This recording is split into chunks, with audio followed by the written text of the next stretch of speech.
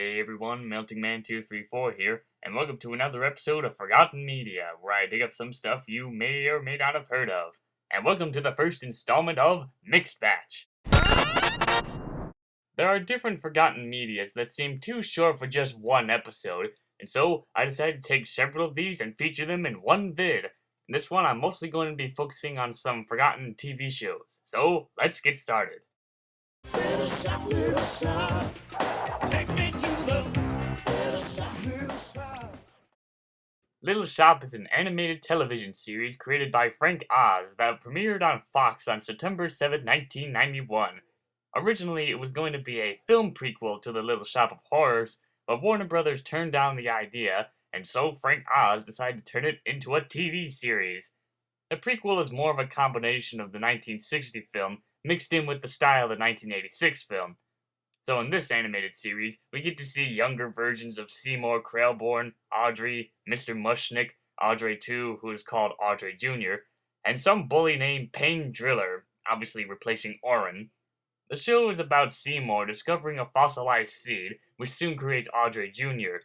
Instead of a mean green mother from outer space, he's more friendly and wants his plant kind to live again, after being trashed by pollution, vegetable foods, and so on. So the series usually has Seymour work for Mr. Mushnick while trying to get Audrey's attention, but she's too upset with firefighters for some reason. And Audrey Jr. is trying to toughen up the plants in Mr. Mushnick's shop, along with other plants to get their confidence back in being plant kind or something. Now, I do find it weird that in this series, Audrey is Mr. Mushnick's daughter, even though they share no relationships in the films or the stage musical. There are some songs that are in almost every episode, but they aren't very good and are just bland and very forgettable. Basically, the series is just a watered-down kids' version of Little Shop of Horrors, as most of the violence from the films are toned down. Even though it's supposed to be a prequel, it seems more like this weird alternate universe. Overall, Little Shop sucks. It was cancelled on November 30th, 1991, it lasted for 13 episodes, and only one episode has managed to survive to be featured on the internet.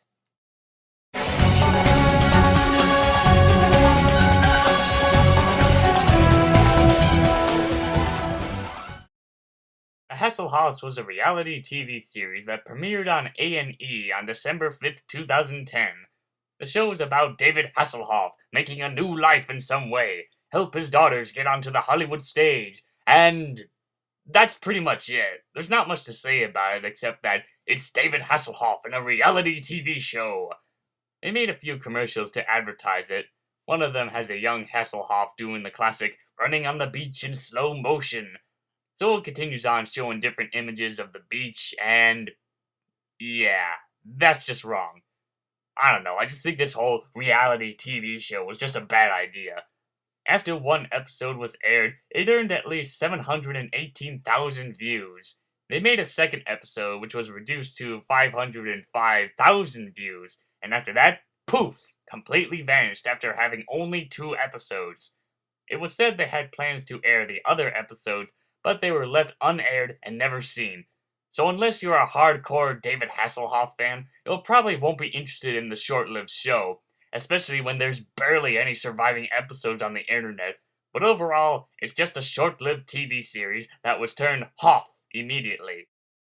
Sonic, he's the fastest thing alive. He's the fastest thing alive. He's the fastest thing alive.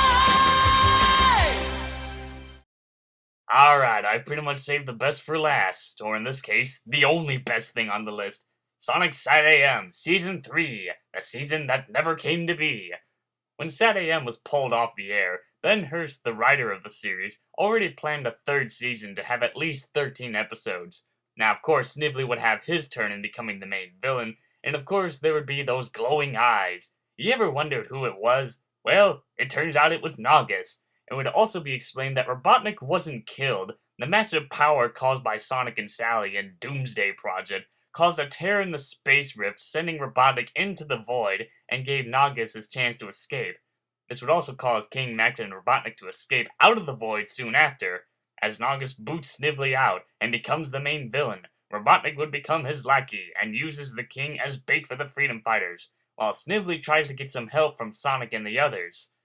There were a few episodes explaining origins of certain characters, mainly Robotnik, Snively, and Nicole. They were very different than the Archie Sonic universe. Robotnik and Snively came from Mobius's past in the year 2200, back when it was known as Earth, where they tried to take control of a space colony that they used to live on. I wonder if it could have been the Space Colony Ark. Who knows? And of course, they tried taking it over, but that didn't go so well. Then, by some horrible accident, they will be sent into the future, where the planet has become Mobius, and soon leads to his whole scheme of ruling it and so on. Nicole's origins was that she used to be a Mobian child who was transferred into a computer program by Robotnik in the past. Man, that is pretty dark. Other characters would be given some changes, such as Tails growing more mature and discovers he wields some mystical energy that'll stop a certain catastrophe. Sonic would go through some major changes, Dulcie would have more control over her powers, and Sally would have some kind of love triangle besides Sonic. I'm assuming it would be Antoine, since he used to persuade her back then, but it could have been someone else. Who knows? It's also interesting that the Archie Sonic universe incorporated some of these ideas, mainly the whole point when Snively helped the Freedom Fighters for a while, only to turn their back on them, go back to Robotnik, and lead into some other events in the series. There have been many attempts from the fans to make a fan-made Season 3 incorporating most of Ben Hurst's ideas and continue the series from there, just like how Sonic the Comic Online continues the Fleetway Sonic series. So either way, Season 3 would have been a cool season that all the SatAM fans would enjoy. I always wondered how it got cancelled. Some say people at ABC left and the new team canceled the series. Others say Disney had some part of it because I think they thought it was too dark, which I really don't believe in. And others have said that Sega was real pissed off about how the show looked and they forced them to cancel it immediately. Which I can see that because Sega tends to hold a grudge against any other Sonic media that's not related to Sega Sonic.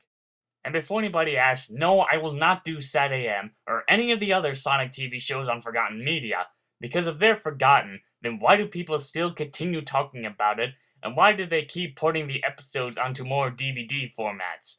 They're just too popular and memorable to be featured on this series.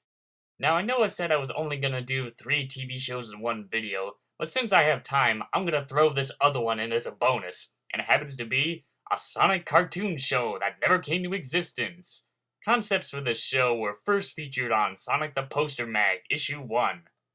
This was planned before SatAM, and it shows Sonic and his team fight for freedom against the evil Dr. Robotnik and his roboticized minions. I'll have to say, this is the weirdest version of Robotnik I've ever seen. It's just the SatAM Robotnik wearing the classic Robotnik's clothing with different colors. They had this character who was going to be Sonic's love interest called Princess Acorn, possibly an early design of Sally Acorn. It says that she's a squirrel, but to me she looks more like a lion.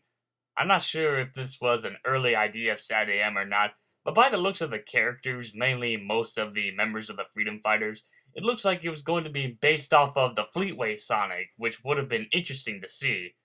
Well, that wraps up this episode of Forgotten Media. Tune in next time where I'll be explaining why I will never do Invader Zim on Forgotten Media, along with talking about a subject that really is forgotten. So until then, this is Melting Man 234 signing out.